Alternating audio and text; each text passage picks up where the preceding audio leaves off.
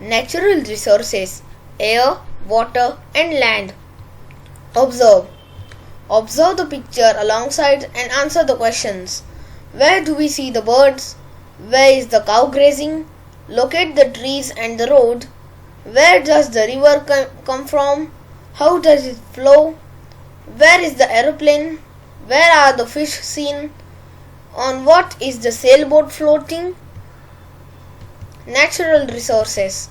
You can see that some things in the picture are in water, some on land, and some in the sky, that is in the air. Thus, all things on the earth are associated with air, water, and land. Air, water, and land are called the Earth's atmosphere, hydrosphere, and lithosphere, respectively. Moreover, different living things occupy these three spheres of the Earth.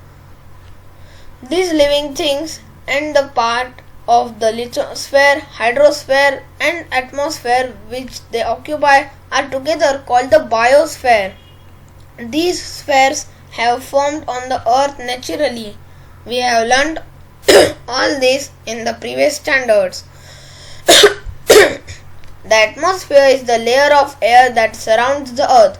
The surface of the earth comprises water and land, that is the hydrosphere and lithosphere. Of these, the hydrosphere occupies a much larger part than the lithosphere. Figure 1.2 shows the proportion of land and water on the Earth's surface. We also look upon these natural components in solid, liquid, and gaseous form as resources. In other words, we use them to fulfill our requirements. Let us now study all these three components in detail. Air, water, and land are the factors important for sustaining the living world on the earth and for fulfilling their basic needs. They are called natural resources. Can you recall what are the 5 layers of the atmosphere? Air. The air in the atmosphere around the earth contains nitrogen, oxygen, carbon dioxide, 6 inert gases, nitrogen dioxide, sulfur dioxide, water vapor, and dust particles. The troposphere contains about 80% of the total mass of gases in the air, while this proportion is about 19% in the stratosphere. Further, in the mesosphere and ionosphere, the proportion of the mass of gases goes on decreasing. Gases are not found in the exosphere and beyond. You can see that air is a mixture of several gases and is the chief constituent of the Earth's atmosphere. Besides these gases, air also contains water vapor and dust particles. The amount of the gases in the air is the greatest near the surface and decreases as we go higher and higher from the surface. That is, air becomes rarer at higher altitudes. The proportions of the constituents of air and some of the uses are given here. Some uses of gases in air. Nitrogen helps living things to build the necessary proteins. It is useful in the production of ammonia and in airtight packaging of foodstuffs. Oxygen necessary for respiration in living things and for combustion. Carbon dioxide, plants use it for producing their food, used in fire extinguishers. Argon, used in electric bulbs. Helium, used for obtaining low temperature and also for generating lift in airships. Neon, used in decorative lights and for street lighting. Krypton, used in fluorescent tubes. Xenon, used in flash photography. Always remember, the living world on the earth is sustained due to the balance between various gases and other constituents of air. The atmosphere is a very important filter. It allows the light and heat of the sun to reach the earth, which is necessary for life, but it prevents the harmful elements from reaching the earth. It is in the atmosphere that fog, clouds, snow, and rain are produced. Observe and discuss. What is the similarity in the three pictures below? Air pollution. All the above pictures show large-scale emission of smoke through different agencies. This smoke directly mixes with the atmosphere, disturbing the balance between the constituents of air. This is called air pollution. Harmful gases are given out through combustion of fuels in vehicles and in big industries, and also through incomplete combustion of fuels like wood and coal. As a result, air pollution is increasing day by day. Harmful substances released in air through combustion of fuels: nitrogen dioxide, carbon dioxide, carbon monoxide, sulfur dioxide, soot. Ozone layer, the protective shell. There is a layer of ozone or O3 gas in the lower part of stratosphere. Ozone gas is not directly useful for the survival of living things, yet it is very important for living things to have this layer of ozone at a high altitude around the earth. The ultraviolet rays coming from the sun are very harmful for living things. The ozone gas absorbs these rays. As a result, life on earth is protected. The ozone layer is destroyed if chemical gases like carbon tetrachloride or the chlorofluorocarbons used in air conditioners and refrigerators mix with the air.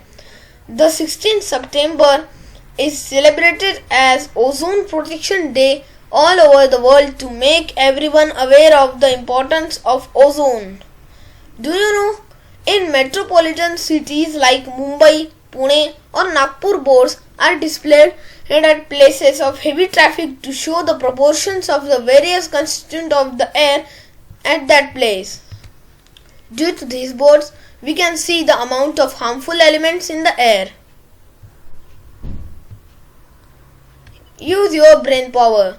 What would have happened if there were no air on the earth? Water. Try this. Observe how much water is used and for what purposes it is used in your house for a whole day. Record it in a chart like the one shown here. Discuss this data in the class. Divide the total amount of water used in your house by the number of persons to find out how much water each person needs. You will see that it is almost impossible for us to spend even a single day without water. We need to drink 3 to 4 liters of water every day so that all our bodily functions run smoothly. Other living things also require water, although the amount of water they need may vary according to the size of their body. Thus, we see that the water is very important. If hydrogen gas burns in air, it combines with oxygen and water is formed. We have learnt about some characteristics of water in the previous standard.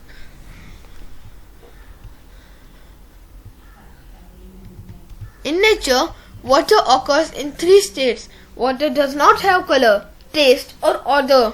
Many substances readily dissolve in water. Therefore, water is a universal solvent. The blood of animals and the sap in plants contains a very high proportion of water. No living thing can survive without water. Therefore, it is said that water is life.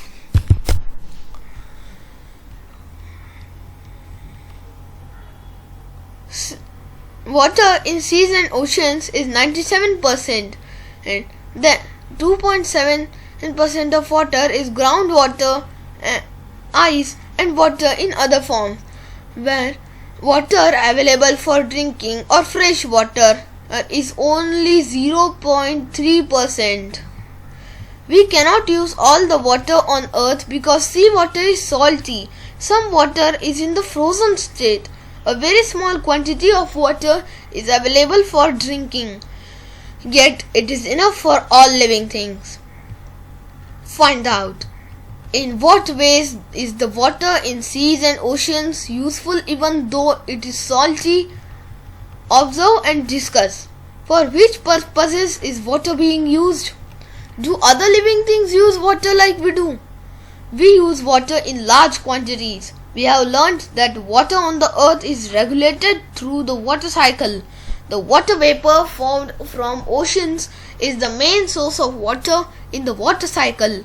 It gets converted into rain, creating fresh water sources on earth. We get water from natural sources such as streams, rivers, ponds, springs and lakes. Man also digs wells and bore wells to lift groundwater. Apart from this, man has also constructed bunds and dams of various size on rivers. Due to the uncontrolled use of water for an increasing population, industry and farming, it is now in short supply. Water scarcity has become a serious problem. Always remember, use water sparingly. Block water. Let it percolate. Store water wherever possible. Reuse water wherever possible. Remember, stored water does not become stale at once. Can you tell water is land made of? What is land made of? What do you see on land? What has man created on land? If a deep pit is dug in the ground, what do you find there? Is land flat everywhere? Does man produce soil or land?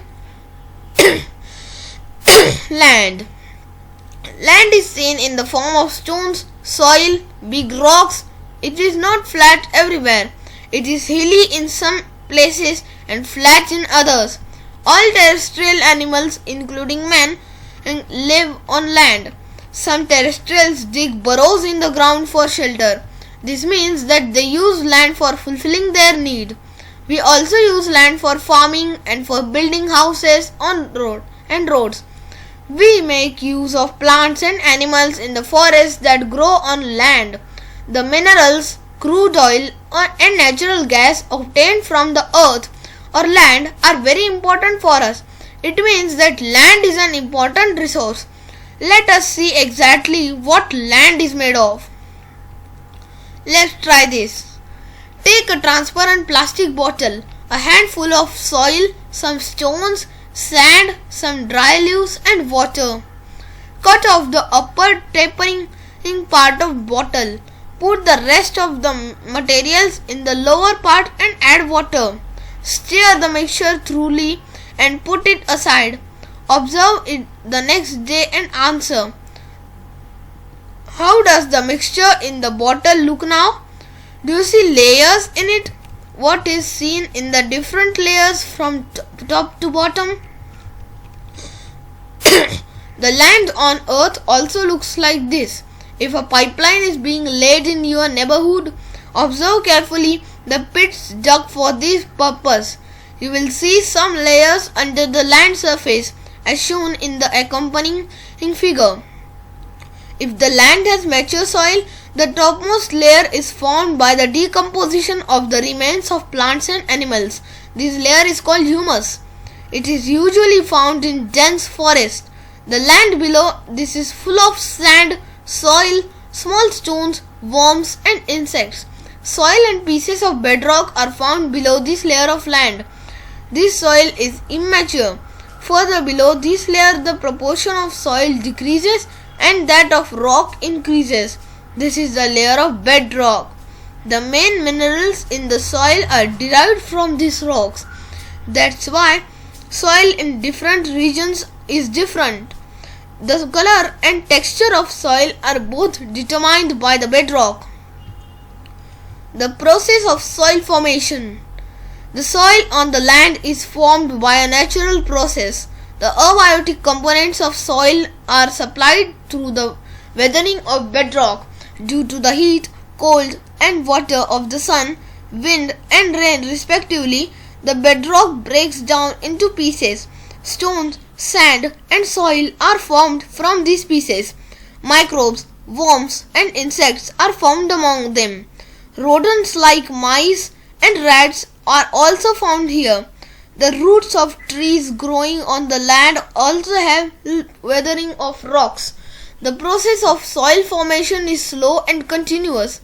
It takes about 1,000 years for a 2.5 cm thick layer of mature soil to form. Soil can get destroyed in a short period due to floods, storms and human activities such as mining. That's why it is necessary to conserve soil and to prevent erosion of land. The best remedy for this is to increase the green cover of the land. Erosion of land is reduced if grass, trees and bushes are grown in it. Try this. Obtain specimens of soil from various places in your surroundings such as your own yard, a garden, hills, river banks, field, and rocky ground. Note the differences in the specimens with respect to color, feel, texture, and the size of the particles. Do you know? Humus is the layer formed on soil due to the decomposition of dead plants and animals by microbes. Humus supplies nutrients to the soil. Humus is also important for aerating the soil and for holding water in the soil. The proportion of humus in the upper layer of good fertile soil is about 33% to 50%. Use your brain power. What are the constituents of soil? Classify them as biotic and abiotic constituents. Forests on land got buried underground due to the great upheavals that took place on the earth many ages ago. After that, the process of formation of fossil fuels from the remains of living things took place underground. We get fuels like petrol, diesel, kerosene, paraffin, and other useful materials like tar and wax from the fossil fuel called crude oil. Living things use land, water, and air available on earth, and so does man. However, the portions of these resources that are actually put to use are very small as compared to the whole earth. Look at the following table. Land 29%, potable water or fresh water 0.3%, oxygen 21%. Even in these small proportions, the resources shown in the above table are sufficient for all living things. Only it is very necessary for man to control his greed. In other words, he must use these resources judiciously with the awareness that they are meant for all other living things and not just for mankind. Institutes at work. India Meteorological Department or IMD was established in 1875 for studying the weather in the Indian and subcontinent. The main function of this institute is to observe the weather and to make weather forecasts. This institute also conducts research related to changes in weather, makes forecasts about rains, and studies the developments related to global warming. What we have learned? The elements available in nature which fulfill the basic needs of living things are called natural resources. Air, water, and land are important natural resources. Soil has both biotic and abiotic constituents. There are many constituents of air such as nitrogen, oxygen, carbon dioxide, inert gases, water vapor, and dust particles. The ozone layer is a protective shell of the earth. Natural resources should be used carefully and sparingly.